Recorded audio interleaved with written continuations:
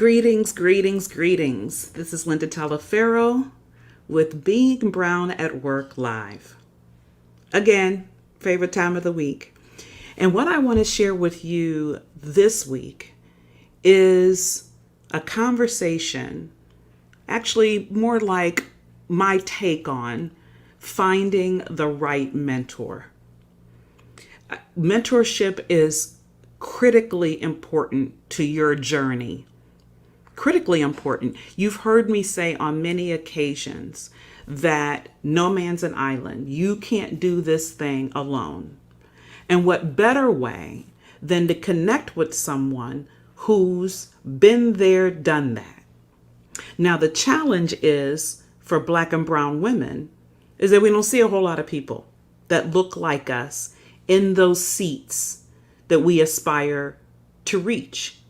So in this live, I want to share with you a different perspective than what you may have been thinking, or suggest to you a different approach than what you've been doing so that you can be successful at truly developing a mentor relationship with the right person. So first, let's get clear on what mentorship is. Because I've heard a lot of different definitions of it, thought process. Mentorship between the mentor and the mentee is a relationship. So since it's a relationship, it takes time to cultivate. And it's most important, therefore, that you want to pick the right one, because this person is giving you extremely valuable feedback, advice based on their expertise and knowledge, and even sharing with you mistakes they made, challenges, roadblocks they avoided, how they made it through and got on the other side. So it's extremely, extremely important to pick the right person. And this is a relationship where you're not going to just be discussing professional challenges. It can easily, and you would want it to actually, it can even morph into discussing your personal challenges as well. That's when you know, when you've got a mentor that's willing to tell you and recognize and share both personally and professionally how they got on the other side. That's when you know you've got a good mentor. I know I'm a broken record, but I'm going to say it again, because who you are personally is who you are professionally.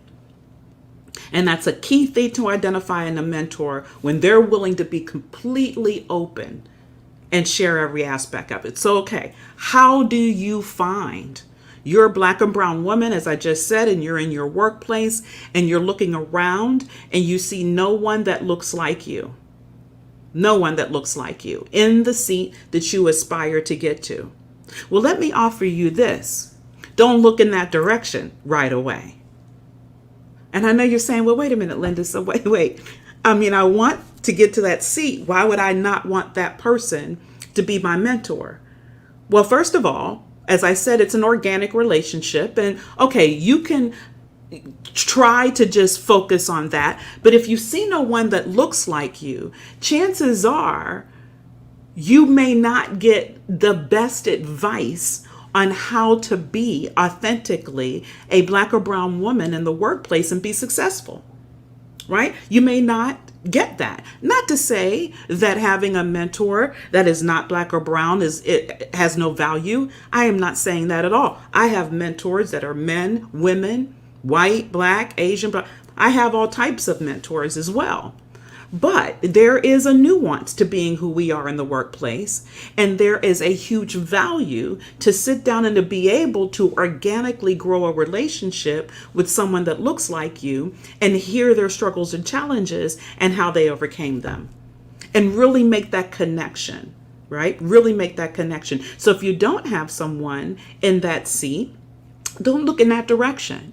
Think about not being so narrow in your vision. Broaden your vision. There might be someone who just got promoted to manager, who just got promoted to director.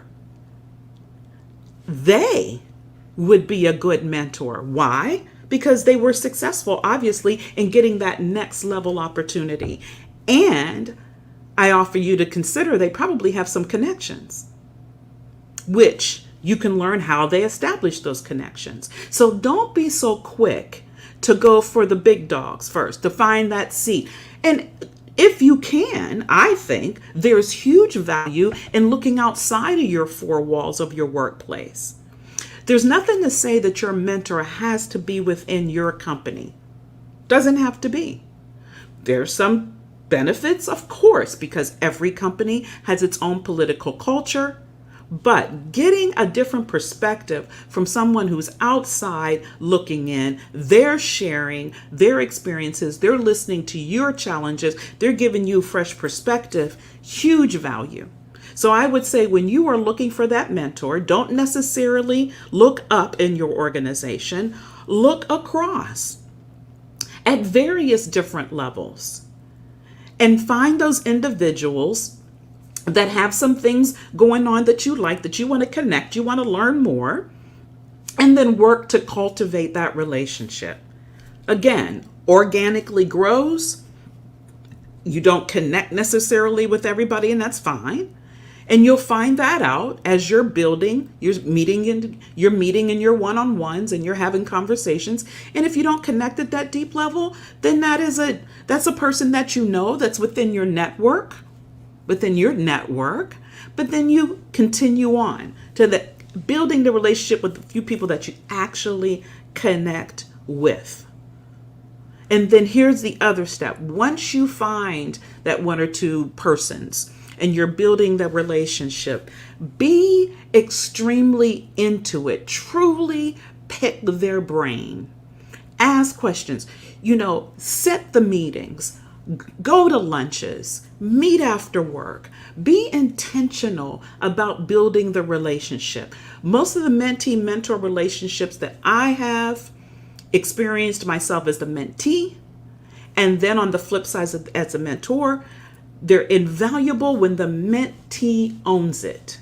When the mentee truly owns building that relationship and they show that intentionality, they show that interest, they want more, they're asking questions. Because, goodness, people love talking about themselves, right? And if you get a good person that truly has your vested interest and they really share, why not be that sponge? Go after that. So be engaged. Be truly engaged. Treat it like a valuable relationship, like you would in any of your relationships in your life when there's benefit coming. And I'm going to tell you, it's a two-way street because your mentor, believe it or not, is getting benefit from the relationship as well. We as mentors, we as mentees, it's a two-way street of getting that value. So be all in. Be all in. And then the third step I would give you, and it's not, necessarily in this order, but, just be honest. Be honest. Be straightforward. You want to build trust with this individual, and the only way to build that trust is to be straightforward, honest, and ask for that authenticity and honesty to come back to you. Now that means you have to be neutral at receiving feedback. You have to be neutral at receiving input, especially if it's possible that it's not what you want to hear. But that's a good mentor that tells you things that they know you need to know, but you may not want to hear. So you want to keep your relationship authentic. You want to keep it real so that it can organically grow. It's got to organically grow.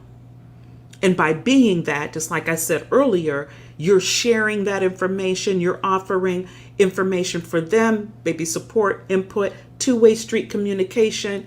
There's nothing like that type of relationship. And I will tell you, there's no such thing as arriving. None of us have arrived in our career such that we don't need mentors anymore.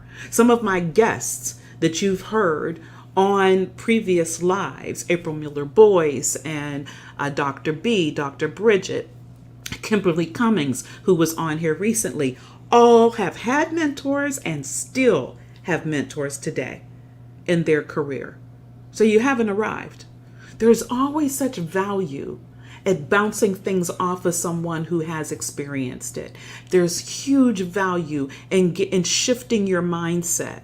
And the only way you shift that mindset is through allowing a different perspective to enter, a different way of looking at a situation. But you have to be willing to share it, which means you got to be real, you got to be open, you got to be authentic. It can't be a bunch of book stuff or, preconceived notion of what you think you should say and oh, I better not say this or ask that. No, be completely open. And then allowing yourself a broad expansion of your definition of who a mentor is. Not always the big dog with the box at the top of the org chart with the big title. Right? That's not necessarily your automatic definition of the best mentor. I remember speaking in Mexico and a young lady stopped me afterwards and she says, Linda, part of your speech, you were talking about mentors. And I've been sending this email to the CEO of this company and he hasn't responded to any of my emails. And I said, well, have you met him anywhere? She said, oh, I met him once. It was just, 1 minute at a networking event. And I thought because he's a CEO, he'd be the best mentor. I was like, oh my gosh, no, just because he's a CEO.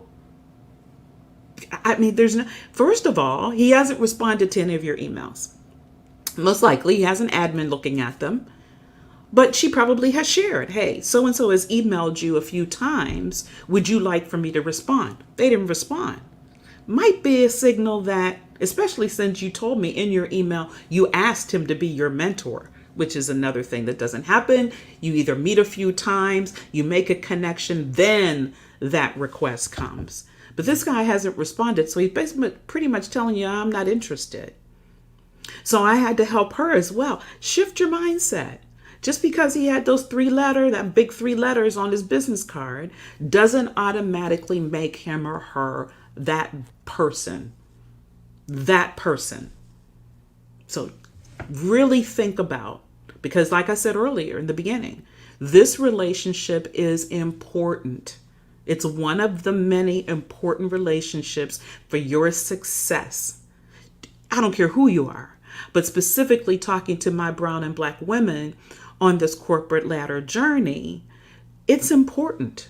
It's extremely important to be intentional about building mentorship relationships. While doing so, making sure you pick the right person for you. And you'll know that by being authentic, by being serious, by being intentional, by being real about organically developing that relationship and then sharing and receiving valuable advice along the way. So if you need any additional help with regard to how to establish a mentor, I gave you these 3 steps to make sure you include. If you need more information, send me a message, send me an email, drop it in the comments if you're watching this on any replay. And I'd be glad to share with you more steps, more additional context around what I've already shared. These to me are the critical 3. Even if you're struggling and you're actually in what you thought would be a good mentor relationship, it's not working so well and you need some ideas, or you're about to start one and you've made some initial connections, whatever it is you need around this subject, feel free to send me those questions. Be more than happy to help you. But this, keep in mind, no man's an island. So make sure you establish every aspect of your network, be them supporters, be them advocators, and in that your mentors. And out of that, what naturally arises is sponsors, who sometimes we know who they are and sometimes we don't. But this is where you start. Okay, so that's for this week's Being Brown Live. Catch me next Tuesday. I have another guest that's going to be joining us. It's going to be a fabulous conversation. Take care.